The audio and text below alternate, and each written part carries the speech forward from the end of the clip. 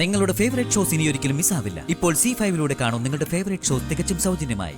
വരനോട് പ്രസാദം അണിയണോന്ന് തിരുമേനി പറഞ്ഞിട്ടുണ്ടത്രേ. മുത്തശ്ശിക്ക് അത്ര കാര്യം വരനോട്. ആറ്റുവാശ്ശേരിയിലെ തന്റെ മുത്തശ്ശിയല്ലേ?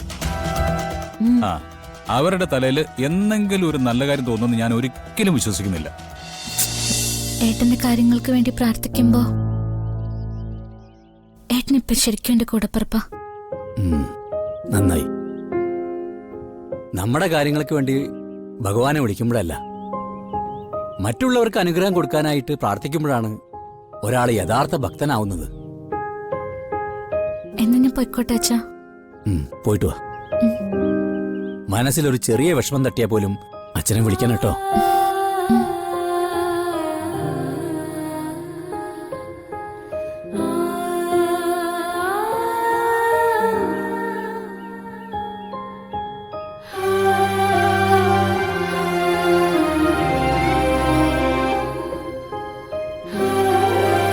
എനിക്കെന്റെ യശോദാമ്മയും ഈ അച്ഛനും അല്ലാതെ മറ്റാരുമില്ല. എന്നെ ആരും തേടിയും വരാനില്ല.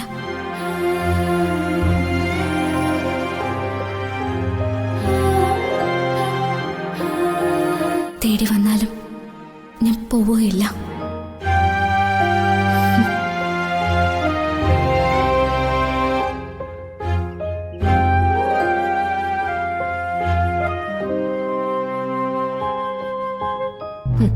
അച്ഛൻ, അമ്മ, മോള് വലിയ ബുദ്ധിമുട്ടാ. പക്ഷേ നിന്നെ ഞാൻ എന്റെ വഴിക്ക് കൊണ്ടുവരും.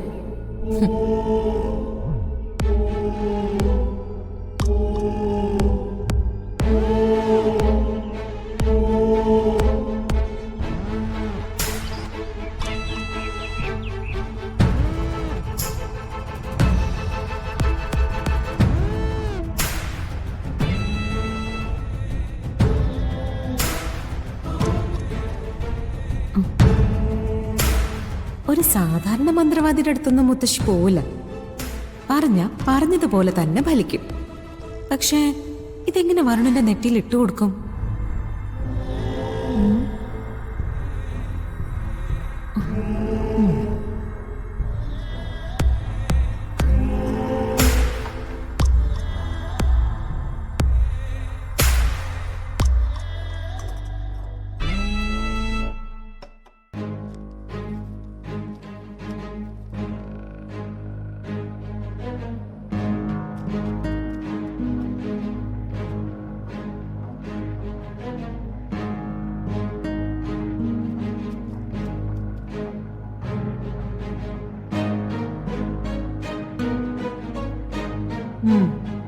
ക്ഷേത്രത്തിലെ പ്രസാദമാണെന്ന് പറഞ്ഞ വരുൺ വിശ്വസിക്കും.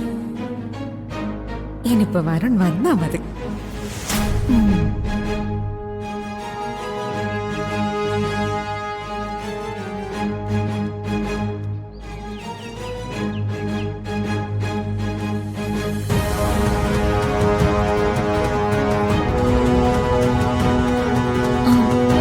വരുൺ പനി വിട്ടു മാറിയില്ലല്ലോ, പിന്നെന്തിനാ ഇപ്പൊ ജോഗിങ്ങിന് പോയേ? പനി മാറിയില്ല എന്ന് തന്നോട് ആര് പറഞ്ഞു? അതെ, എന്റെ കാര്യങ്ങളൊക്കെ ഞാനല്ലേ തീരുമാനിക്കുന്നേ. ഇതെന്തിനാ എന്നോട് രാവിലെ തന്നെ ഇങ്ങനെ വഴക്കിടുന്നേ? ഇഷ്ടമില്ലാത്ത കാര്യങ്ങൾക്ക് രാവിലെ എന്നോ വൈകുന്നേരമോ ഒന്നുമില്ല. താൻ എന്തിനാണോ രാവിലെ തന്നെ എന്നെ ഇങ്ങനെ ഇറിറ്റേറ്റ് ചെയ്യുന്നത്? ഞാൻ തർക്കത്തിനൊന്നുമില്ല. ജോഗിങ്ങിന് പോയത് പോയി. ഇനി ഈ വേർപ്പില് കുളിക്കുകയും കൂടി ചെയ്യരുത് കേട്ടോ. എന്താ കുളിച്ചാല്? തലയിലെ വേർപ്പൊക്കെ മാറിയിട്ട് കുളിച്ചാ മതി. ഓഹോ, അങ്ങനെ ഉണ്ടോ? ഉണ്ട്. എന്നാ പിന്നെ ഇപ്പൊ തന്നെ കുളിച്ചിട്ട് കാര്യം. വരുൺ, വെറുതെ തമാശ കളിക്കല്ലേ. സത്യത്തിൽ ഞാൻ കുറച്ചു കഴിഞ്ഞിട്ട് കുളിക്കാന്നാ കരുതിയത്. ഏതായാലും ഇത്ര നിർബന്ധമായിട്ട് താൻ പറഞ്ഞ സ്ഥിതിക്ക് ഇനി വേർപ്പോടെ കുളിച്ചേ പറ്റൂ. വരുൺ, വേണ്ട, ഇപ്പൊ കുളിക്കണ്ട. മാറി നിൽക്കാനല്ല പറഞ്ഞ. മനുഷ്യനായ കുറച്ചൊക്കെ നാണം വേണം. പറയുന്നത് മനസ്സിലാക്കണം.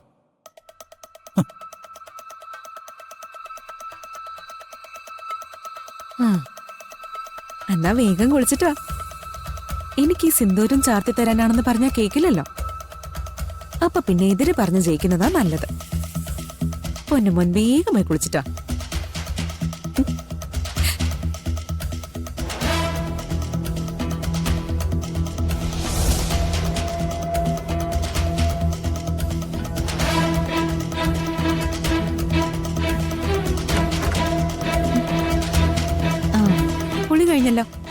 ഞാനൊരു കാര്യം പറയാം, ദേഷ്യപ്പെടാതെ കേൾക്കണം. എന്താ? എന്റെ മുത്തശ്ശി ദൂരെ ഒരു അമ്പലത്തിൽ പോയിരുന്നു. വലിയ ചൈതന്യമുള്ള അമ്പലം അത്ര.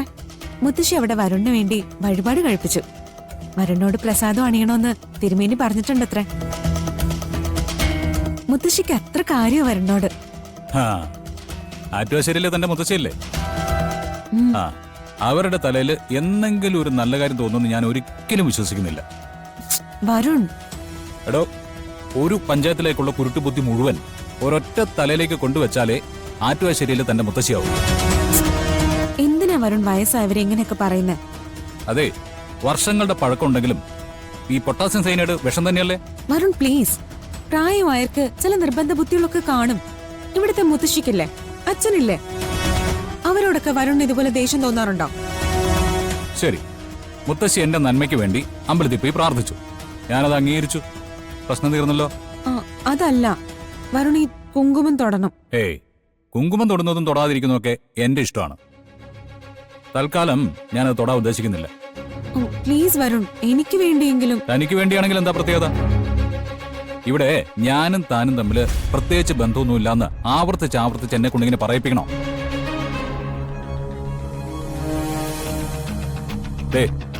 ഞാനും താനും തമ്മിലുള്ള ബന്ധം ക്യാഷാ. എനിക്ക് വേണ്ടി മുത്തശ്ശി അമ്പലത്തിൽ പോയതിന് മുത്തശ്ശിക്ക് എന്തെങ്കിലും അയച്ചു കൊടുക്കണോ?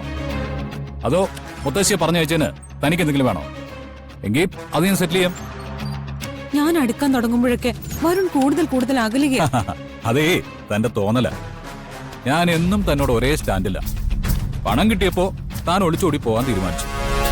ആ പ്ലാൻ നടക്കാതായപ്പോ വീണ്ടും താൻ കണിമംഗലത്തേക്ക് തിരിച്ചു കയറി. അത് മാത്രമല്ലേ സംഭവിച്ചുള്ളൂ. അല്ലാതെന്താ?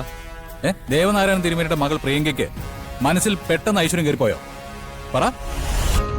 ഇനി ഞാൻ ഒന്നും ആവശ്യപ്പെടില്ല, മറ്റൊന്നും ആവശ്യപ്പെടില്ല. ഞാൻ ഇതൊന്ന് തൊട്ട് തന്നോട്ടെ. ഇതെന്റെ ദേഹത്ത് തൊട്ട് തന്നാ ഞാൻ ചിലപ്പോ തല്ലിന്ന് വരും. പിന്നെ ആളുകളെ വിളിച്ചു കൂട്ടിയുള്ള സ്ഥിര അഭ്യാസം ഉണ്ടല്ലോ, ഈ പുണ്യവതിയായിട്ടുള്ള പെണ്ണായിട്ടുള്ള അഭ്യാസം.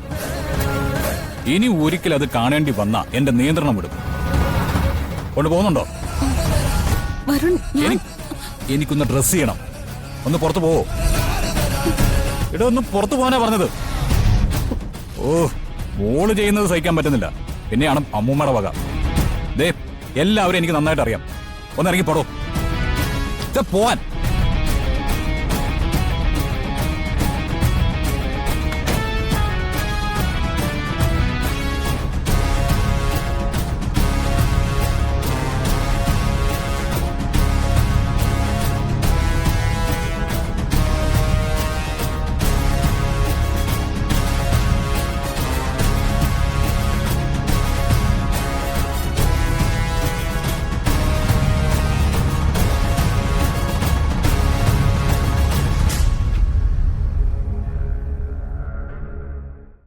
ഡൗൺലോഡ് ചെയ്യൂ C5 ആപ്പ്. കാണൂ എല്ലാ എപ്പിസോഡുകളും സൗജന്യമായി.